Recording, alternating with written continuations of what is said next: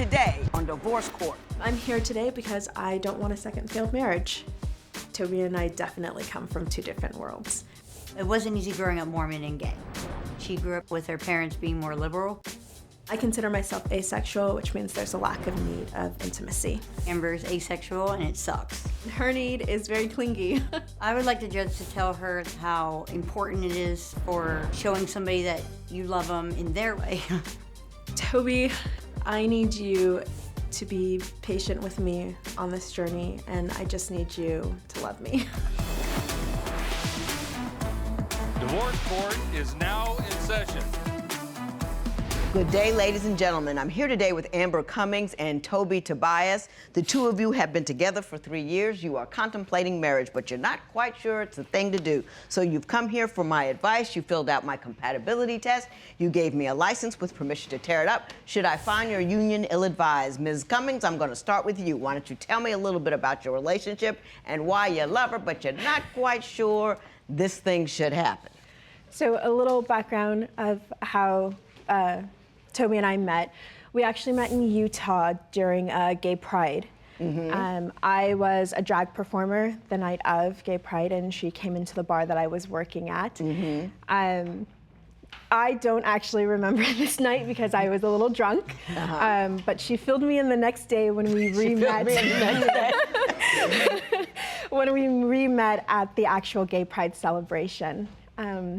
Unfortunately, when we met, I was in an in-home separation with my 2 kids. We just kind of were friends, and we became best friends. We would spend all our time together. She would come over, and she actually kind of saw the ending of my relationship. And during the ending of my relationship, unfortunately, a lot of the fights were happening in front of the kids. Oof. And she would save my kids from the mess that I was happening making. at the house. Yeah. We found an agreement that allowed my ex to move out and for her to take over the lease with me. And I had to send my kids off so that we could work to make an actual home and try and get something that could be afforded for us. And through that, she was with me. I was working 9 a.m. to 3 a.m. By August, I had to tell her that it was too much. I didn't have my kids with me. It didn't look like I was gonna get stable, even with her help. And my parents actually, my family members invited me to stay with them to get back on my feet. And I had to let her know that. Her response was simply, "When do we leave?"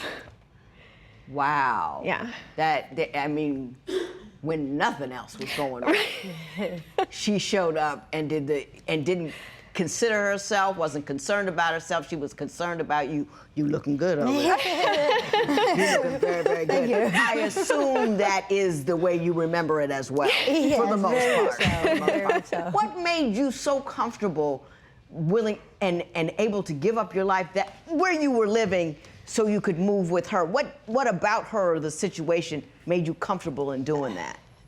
From the moment I met her, she was just this gorgeous woman. She was beautiful. It was a different connection with her than anybody else I've ever been with. And it was more sincere, it was more like promising that there's a future. And even at the early ages of our dating. And I mean, she's just like I'm dating my best friend. I Which love is her wonderful. to death. Which is wonderful. She is. I understand you had a rather rough upbringing as well with respect to relationships. Can you tell me a little bit about what kind of pain you're bringing into this relationship? I experienced a lot of sexual stuff at a early age, and so I was mainly with guys, and so my trust with men and with people in general is I don't trust people very much. Right. So it's not there, and that's been a barrier with us, is me fully trusting her. In what way has that manifested itself? What trouble has that caused between the two of you? Are you jealous? Is it like that, or? It's not so much jealousy. It's just She doesn't trust anything I say. yeah. I have Explain to that to second guess. For example, she has dietary restrictions, and trying to get her to realize that, hey, that you can't eat this. You just can't have it. And she would push it. Well, I can have a little bit, or, well, I can. I'm like, I'm not your enemy. I'm trying to help you. I know what happens to you. I suffer through it too. I need you to be an adult and not eat it. Yeah. Like, just little things like that. Little things like I can't surprise her. So you got to have all the information. You got to Yeah, know in advance, up basically. front, all the possibilities, all the maybes. If Yeah. it's not a word you like, you gotta. I gotta be able to prepare for it. Do you have any concerns with respect to her having been in a heterosexual relationship, and if she is in fact really attracted to women, or has she simply been rescued? Does that ever cross your mind? Not simply, you know what I'm saying. Yes. I mean, I've dated bisexuals before, and I've had a ex that left me for a guy. My fear was she was obviously in her relationship, and I was afraid that me coming in, she'd go right back to them. And you know, in the beginning, until I got to know her and then felt that trust that I got from her. Now it's, you know, I wonder, you know, does she find me attractive, or does this guy look, you know, better than I do? You know, just typical, you know, am I good enough? Stuff. Yeah, typical stuff. Yeah. Okay, I think I understand where we are right there. I want to talk about communication, because you say that you two have a very tough time communicating, that you have to repeat yourself, or she's not really paying attention and hearing you. And I want to understand what exactly is going on in that regard. So I was fighting with her and trying to get me out of the way, and I mean, Okay, in my defense, I just kicked. Why you call her Captain Save-A-Ho?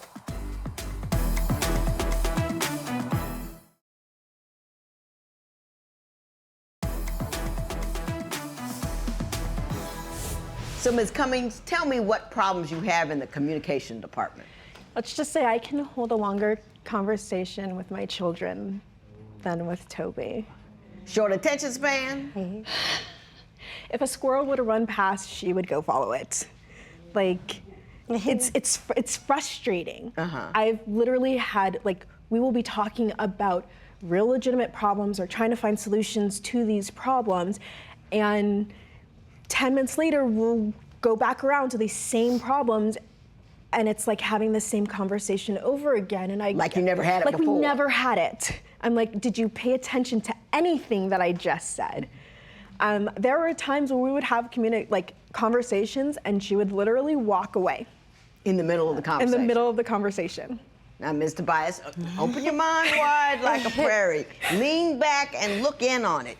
Is any of that ringing a bell with you? Yes, I mean, in a previous relationship, I was told that, you know, I just kind of exit myself out sometimes while talking, or I'll just excuse myself, or like mentally. Right. But I mean, I understand I do have those issues. I just don't know how to correct them, or don't know what to do. So you're like that with everybody. Like, so you could be much. talking My to you, mom and does it. then you're gone. Yep, I do it to my Are you parents. thinking about other things? Yeah, my mind's always moving. Racing. Yeah. Yeah. Do it's you kinda- worry a lot? Yes, I do. I do worry a lot. Yeah. Yeah, I've always been a happening up worrywart. there. Yeah, I know exactly what's going on. She's got multiple trains of thought going at all times, and one thing you say might trip that one and start it to rolling, and when that went rolling, it'll trip this one, and this one start rolling. So she can't pay attention to this one anymore because she's over here worrying about that. Been there, done that. Know the drill. You can work on that, and we'll talk about how you can work on that, because done it. But you say that when she drinks, she calls you Captain Save-A-Ho.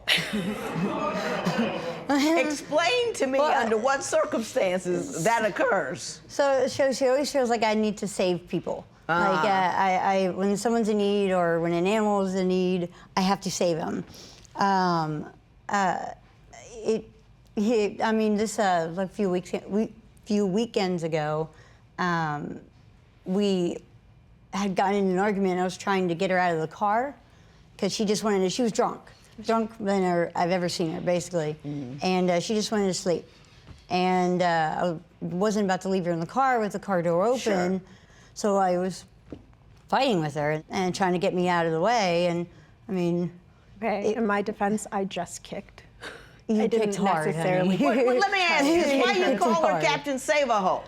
Our whole relationship is predicated on her saving me and my kids. Yeah, I know. It's what she does. It's every argument and fight we get into, she has to like fix it and save it. Like it has to be done right then. Like I can't take time to breathe or to do things myself. I'm like, I'm Well, 30 I've always years been old. that way. I've been drunk before. I know how to do Yeah, this. we know that. Yeah. And that's what, and I was just getting ready to come to that because I done got 2 liquor stories already. Do you live a liquid life? Do you fall in the bottle in an effort to soothe yourself? No, not at all. If I drink, I'll have wine, and it's usually socially with some family members. But you can't handle a few though. You get to forgetting and kicking. Yes. So you have to keep your quantity low. Yes. Okay, I got that, Ms. Cummings. You actually said that you believe that Ms. Tobias picked her dog over you and the kids, and I want to know why you believe that. You don't like it that your whole relationship is predicated on the fact that she saved you, and then when she took care of her own business, you say you abandoned me. Yeah, she can, it's confusing. I mean, you can't have it. You see what I'm saying? Would you relocate to a different state for love? Tell us what you think at facebook.com/divorce court. Divorce Court will be right back.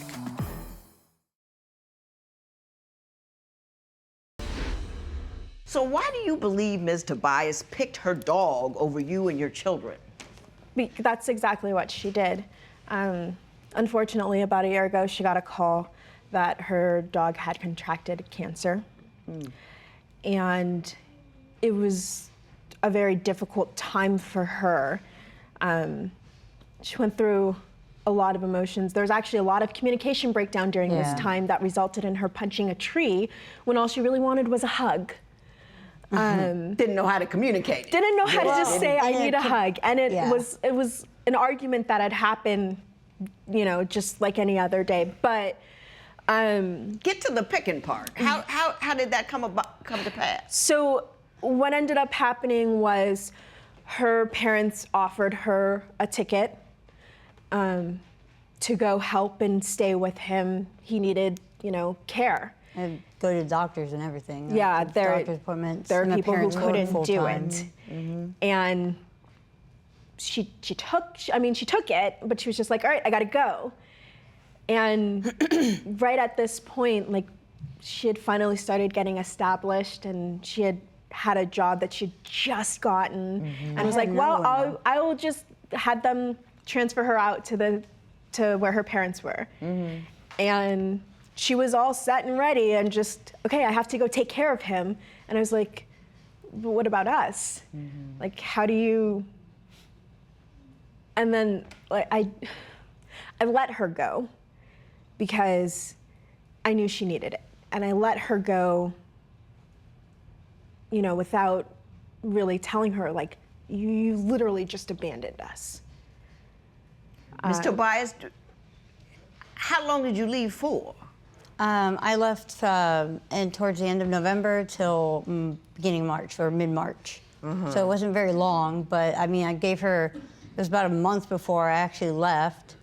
And I have just gotten a job and they were willing to transfer me. So I had that stable job to still help support them. But yeah, I needed to take care of my responsibility. Ms. Cummings, you said something interesting earlier. You said you don't like it that your whole relationship is predicated on the fact that she saved you. And then when she took care of her own business, you say you abandoned me. Yeah, she can, it's confusing. I mean, you can't have it. You see what I'm saying?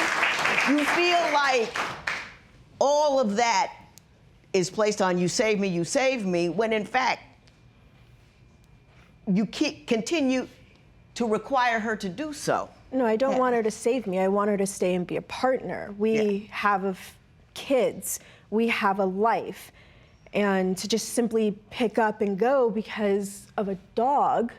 But that was family to her. Yeah. That was family I've to had her. him since he was 2 months And old. that's why I didn't say anything, because that was her family. Doesn't negate the fact that I did feel like she just, because she's done it before. She's picked up and she's just gone. So she has a habit of this. Now that makes it different. Anytime her parents offer her a way out there, she takes it and she goes. How often is it that she goes to see her family? The last time it was like, I went like last month, and then before then it was like 3 or 4 months. I don't go back, How long do you stay when you go back? A weekend or a few days. Like, I don't stay very long. So you've got a I have problem with once a doctors. quarter she goes back for a few days. You feel that that's inappropriate. Well, my doctors are out there. My dentist is out there. I don't know what you want me to do. Like, You have insurance here. I do, but I have a dentist I like out there. Like, insurance, like. I see what's going on here. I do, and I'm gonna tell you what I see. How would you react if you discovered your partner was bisexual? Share your opinion on Twitter and Instagram at Divorce Court. Divorce Court will be right back.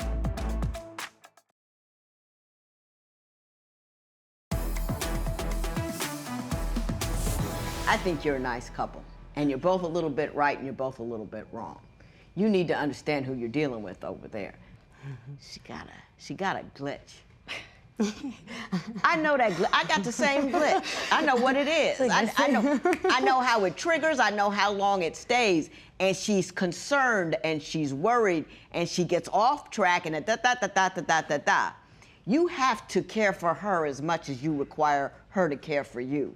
And you need to nurse her through that glitch. That's number one. Number two, I know what she's saying about she wants you to establish a life with her. If your doctor and your dentist and everything is back somewhere else, she feels like that you're straddling two cities. Yeah. So that makes her insecure. And so you've got to say, hey, I'm going to establish a life here. You know, you can get a different doctor. You can find a dentist you like. It ain't that deep. It'll mean a lot to her. But your mind is still partly over there. Well, I mean, my family and I are very close. Like, I got family. We've been close and all that kind of stuff, but she doesn't feel primary. Yeah.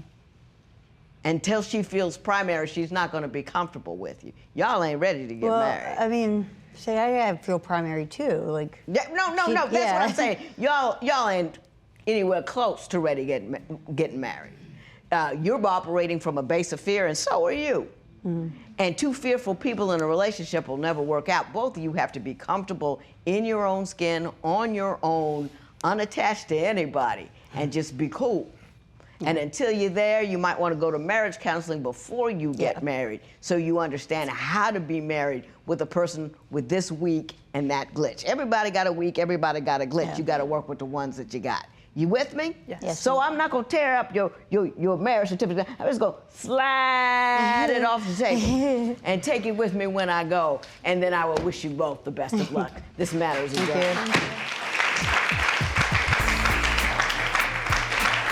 I do still plan on marrying Amber. She's the love of my life. I wouldn't want anybody else but her. I have 2 beautiful children. I'm hoping for a good future, and I know it's going to be possible. After I work on myself, I believe that Tobi and I will do much better together. I really do love Tobi. I know she's a little bummed out. I am too, but I think if we really want to make this work, we will listen to what the judge said.